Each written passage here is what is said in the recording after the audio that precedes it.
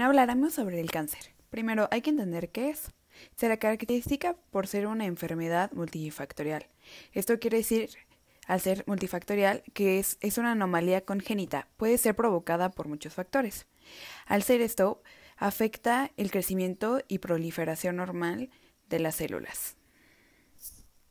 También hay alteraciones en procesos de diferenciación celular, lo que condiciona la formación de un tumor en un tejido específico. Hay transformaciones malignas, ¿pero qué son? Son la pérdida de las características y funciones normales de las células en un tejido.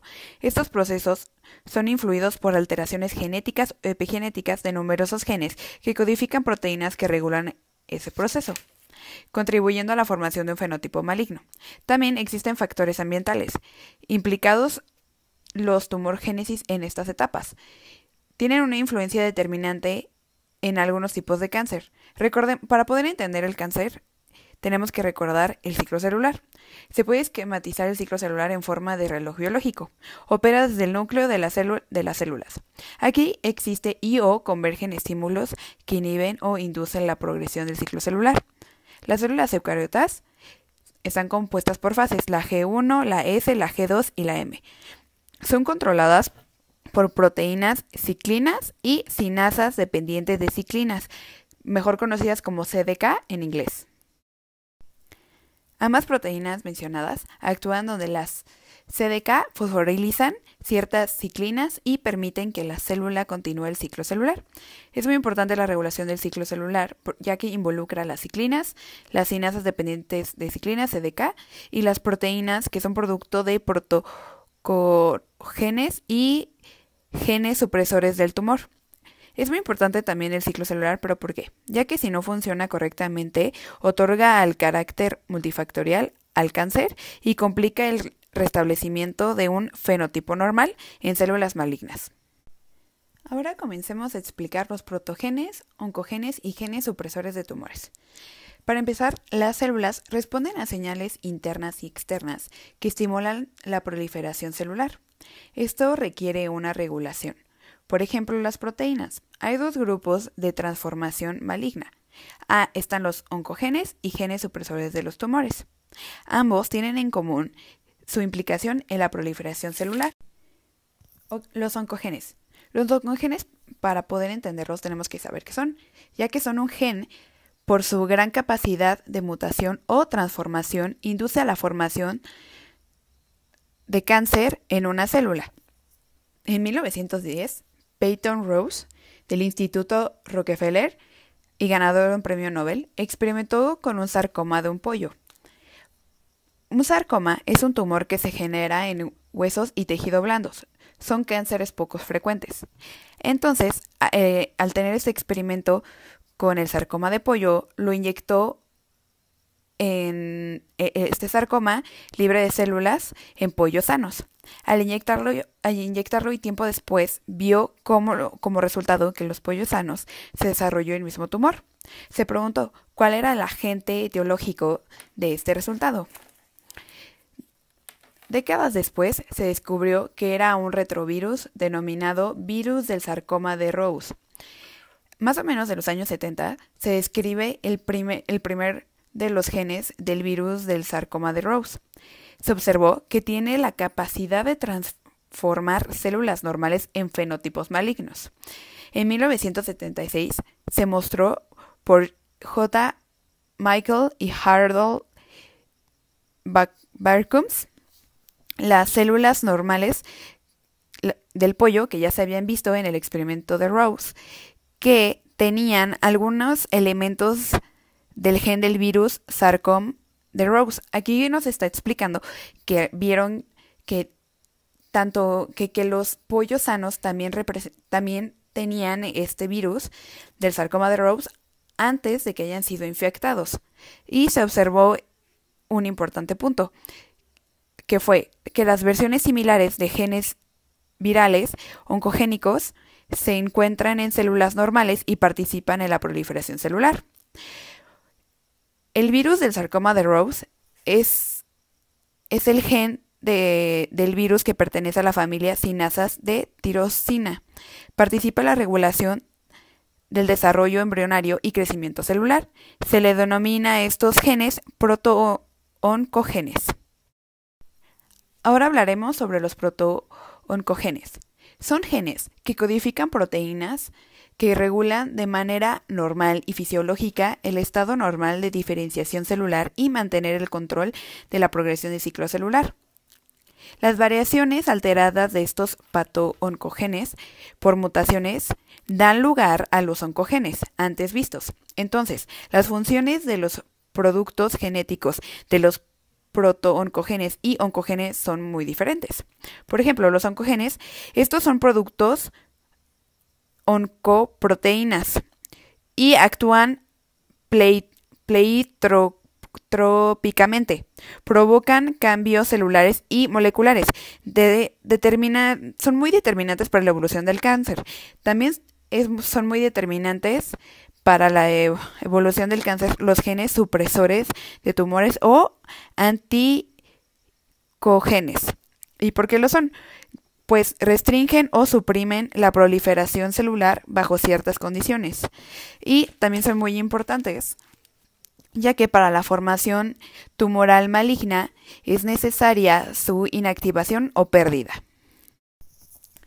En 1986 se clona el primer gen supresor de tumores, el retinoblastoma, y después el gen P53.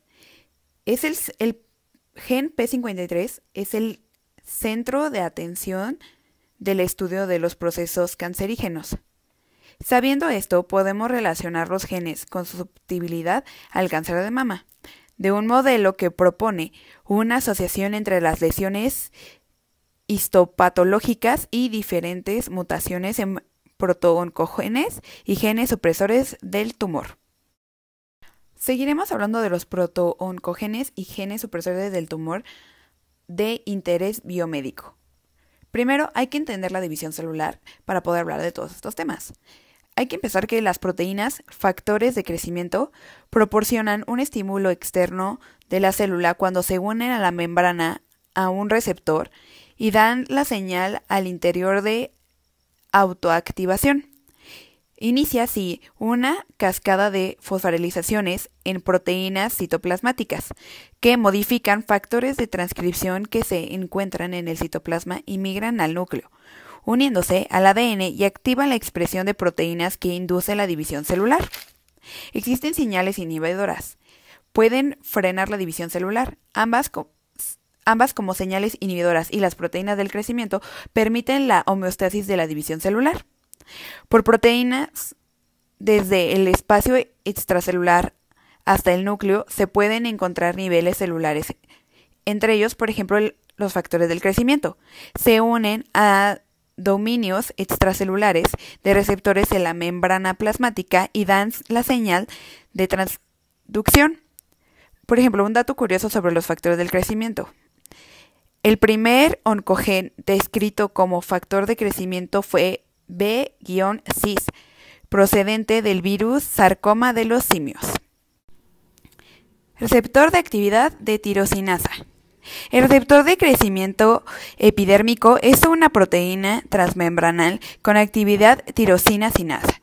Se activa al unirse al factor del crecimiento en el dominio extracelular. Entonces la tirosina-sinasa de proteína V-ERB, que es una proteína codificadora por virus de eritroblastosis aviar, se activa sin necesidad de un estímulo.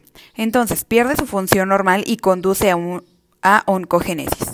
El receptor al factor del crecimiento epidérmico se encuentra sobreexpresado o mutado en carcinoma pulmonar y es el blanco terapéutico del grupo de fármacos inhibidores de tirosina-sinasa. Ahora hablaremos sobre la proteína G asociada a membrana.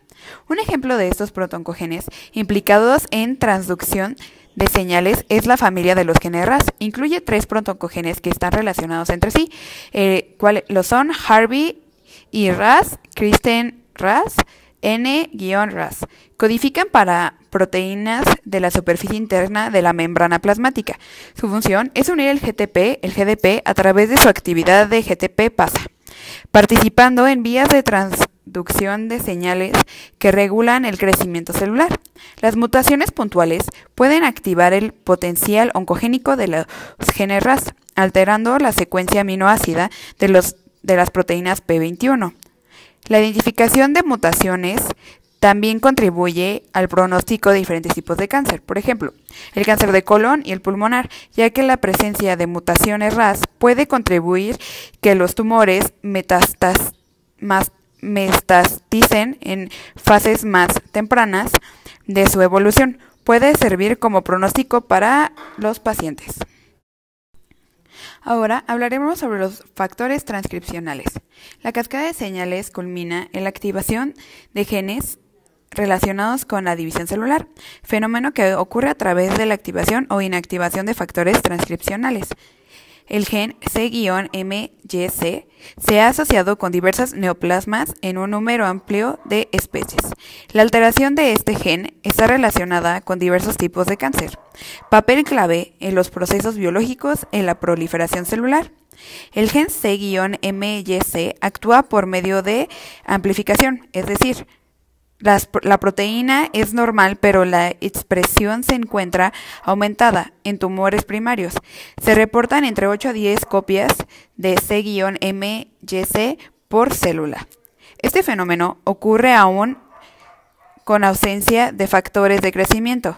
La presencia de mutaciones copiadas de protooncogenes en células tumorales se asocia a un mal pronóstico en los pacientes. Los genes involucrados en el cáncer son dos principales, oncogen y gen supresor de tumor. El oncogen es cuando la célula se acelera y se divide. El gen supresor de tumor es cuando se frena y ocurre lo contrario. Por eso los genes supresores de tumor también se conocen como antiocongenes. Antiocongen se le denomina a un tipo de gen que produce una proteína supresora de tumor que ayuda a controlar la multiplicación celular. El oncogen es de carácter dominante, ya que solo necesita de un alelo mutado para activar su función de tumor. En los genes supresores se necesita que ambos alelos estén alterados para que no sean funcionales, por lo que son de carácter recesivo. Normalmente se poseen dos alelos de un gen sin alteraciones. En algunas ocasiones se puede heredar un gen con uno de sus alelos mutado, pero el otro alelo podrá reemplazar la pérdida de función del alelo mutado. Cuando se pierde esta combinación, existe una pérdida de heterocigosidad de los alelos, y esto se refiere a cuando hay cambios en dos alelos mutados, se incrementa la probabilidad de tumor, y el tumor es la condición inicial para desarrollar cáncer. La pérdida de heterocigosidad está relacionada con la teoría de los dos golpes. Esta teoría, establecida en 1971 por Alfred Knudson, describe la mayor probabilidad de desarrollar un tipo específico de cáncer en personas que heredan un alelo mutado y cuyas células son más susceptibles de presentar una mutación somática en el alelo normal. En sí, el efecto de esta teoría en una célula es el inicio de una proliferación descontrolada que da origen a más células con esta característica. Sin embargo, en el cáncer, las células hijas con esta mutación pueden presentar otro tipo de mutación, ya sea en el mismo gen o en otros genes, lo que originará que la proliferación sea aún más rápida o que las células no se diferencien de acuerdo con su ascendencia. Esto da lugar a lo que se denominaría naturaleza clonal del cáncer. El retinoblastoma es una enfermedad que se manifiesta por una tumoración maligna en la retina y se da desde la infancia. Al estudiar esta enfermedad, se observó que el cariotipo de los pacientes con retinoblastoma mostraba una delesión del cromosoma 13 donde se localiza el gen RB. Cabe mencionar que una delesión es un tipo de mutación genética en la cual se pierde material genético, desde un solo par de nucleótidos de ADN hasta todo un fragmento de cromosoma. El fenotipo maligno solo se desarrolla cuando ambos alelos de RB están mutados. En la forma hereditaria de la enfermedad, uno de los alelos de origen parental aporta la delesión y cuando se altera el otro alelo que no está mutado, se desarrolla el tumor. Se ha reportado hasta 70% de los casos de retinoblastoma con pérdida de heterocigosidad en células somáticas de la retina. Existen también casos esporádicos en los que los alelos de origen parental son totalmente normales. Sin embargo, el tumor se puede presentar por mutaciones somáticas en los dos alelos. Aunque en la mayoría de los casos el defecto lo causa una deleción, en otros estudios se demuestra que el defecto puede estar en la expresión del gen. La inactivación del gen RB se ha reportado en el retinoblastoma, el osteosarcoma y el cáncer pulmonar de células pequeñas. En el caso de las alteraciones en la expresión génica, se encuentra la metilación del promotor del gen RB en tumores de cerebro.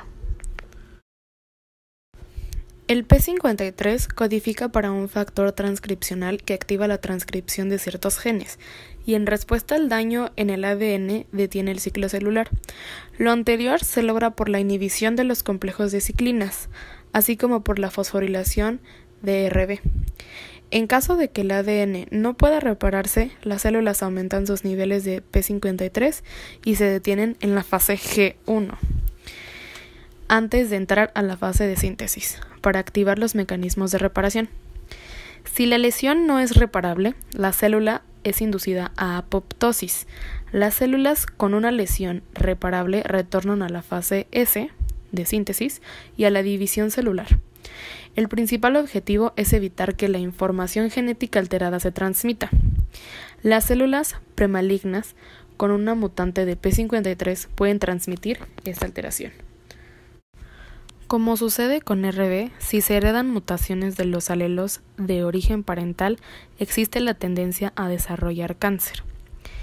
Esta patología heredada se conoce como síndrome de Li-Fraumeni y presenta un patrón de herencia autosómica dominante. Cada tipo de cáncer tiene mutaciones particulares más frecuentes en sitios específicos. Por ejemplo, en cáncer de colon se han detectado mutaciones en el codón 165 y en carcinoma hepatocelular en el codón 249. Las mutaciones puntuales sin sentido suelen asociarse a una prolongación en la vida media de la proteína y por lo tanto a un incremento en el nivel basal de la proteína. Finalmente, la pérdida de la actividad de algún gen supresor de tumor siempre se compensa por la actividad de otro gen que surge como mecanismo de seguridad ante situaciones emergentes de las células, pero esos mecanismos se pierden en la tumorigénesis. El cáncer cervicouterino es un tipo de cáncer que tiene como factor de riesgo la infección con el virus del papiloma humano. Algunos estudios reportan la infección positiva a virus de papiloma humano en pacientes con cáncer cervicouterino, en más del 90% de los casos. Cabe mencionar que existen tipos virales de alto riesgo y de bajo riesgo al desarrollo de cáncer cervicouterino. Debido a que la infección con VPH, virus del papiloma humano, se produce en las células epiteliales basales, esta se mantiene durante el proceso de diferenciación epitelial, para asegurar así la síntesis de proteínas virales que darán origen a nuevos virus. En respuesta a la infección, las células activan mecanismos de defensa celular que implican a P53 y RB y dirigen a la célula infectada a apoptosis. Los tipos virales del virus del papiloma humano de alto riesgo sobreexpresan las oncoproteínas virales E6 y E7, las cuales inactivan los genes supresores de tumor mencionados. E6 inactiva la función de P53 y E7 inactiva ARB. En los dos casos se produce una pérdida de actividad, lo que contribuye a la tumorogénesis del cáncer cervicouterino, ya que se producen cambios en el crecimiento normal y diferenciación del epitelio cervical, y se acumulan alteraciones genéticas en estas células. Además de la infección viral con algún genotipo de alto riesgo de VPH, es importante considerar la competencia del sistema inmunológico del huésped en la eliminación de la infección viral, ya que no todas las infecciones con virus del papiloma humano de alto riesgo progresan a cáncer cervicouterino. Esto implica la importancia de la respuesta inmune humoral y celular, así como otros factores entre los que incluyen infecciones recurrentes, coinfecciones con otros tipos virales y la integración en el ADN celular. Los cánceres de tipo familiar implican un riesgo elevado a heredar la enfermedad. El retinoblastoma es uno de los ejemplos más obvios. En esta afección, más del 80% de los casos desarrollan retinoblastoma entre los 3 y 4 años de edad. Sin embargo, un pequeño porcentaje de las personas que heredan un alelo RB mutado no desarrollan un tumor. Esto indica que existe una predisposición al cáncer en determinadas etapas del desarrollo, ya que algunos pacientes pierden la susceptibilidad a la enfermedad si no la desarrollan en los primeros años de la infancia. En los pacientes portadores de una mutación en RB que no presentaron retinoblastoma en la niñez, desarrollan tumores no oculares en etapas posteriores de la vida. De igual manera, los pacientes afectados con el síndrome de Li-Fraumeni presentan un alto riesgo de desarrollar tumores cerebrales y mamarios, entre otros. Otro síndrome neoplásico de carácter hereditario relacionado con defectos en genes supresores de tumor es la poliposis adenomastosa familiar, cuyo patrón de herencia es autosómico dominante. Esta enfermedad representa un modelo de estudio por la correlación que existe entre la evolución de las lesiones histopatológicas en el epitelio colónico y las alteraciones genéticas en genes supresores de tumor y oncogenes. Los pacientes con poliposis adenomatosa familiar heredan mutaciones en el gen APC, que estimula la formación de pólipos que tienden a malignizarse a medida que participan otras alteraciones genéticas en genes supresores de tumores durante la transformación maligna, presentándose así lo que se conoce como la pérdida de heterocigosidad y expansión clonal. La expansión clonal es la capacidad de las células de iniciar, promover y convertirse a un fenotipo maligno por expansión de la clona mutada. Los diferentes tipos de cáncer son enfermedades complejas que presentan un carácter multigénico y en algunos casos una fuerte influencia del medio ambiente. Finalmente, la tumorogénesis implica varias escenas en el que obviamente están involucrados tanto oncogenes como genes supresores de tumores, y en la actualidad también se han asociado varios genes relacionados con el control del ciclo y la diferenciación celular. Estos genes participan en diferentes vías de señalización, procesos de evasión de la respuesta inmunológica, apoptosis y angiogénesis. De esta manera, las alteraciones genéticas involucradas en el proceso de malignización de las células se van acumulando para al final transformar una célula y dar origen a un tumor. Estas mutaciones múltiples de naturaleza clonal tienen lugar en diferentes estadios histológicos y se han correlacionado con la evolución, como es el caso del cáncer de colon, uno de los modelos más representativos de esta teoría.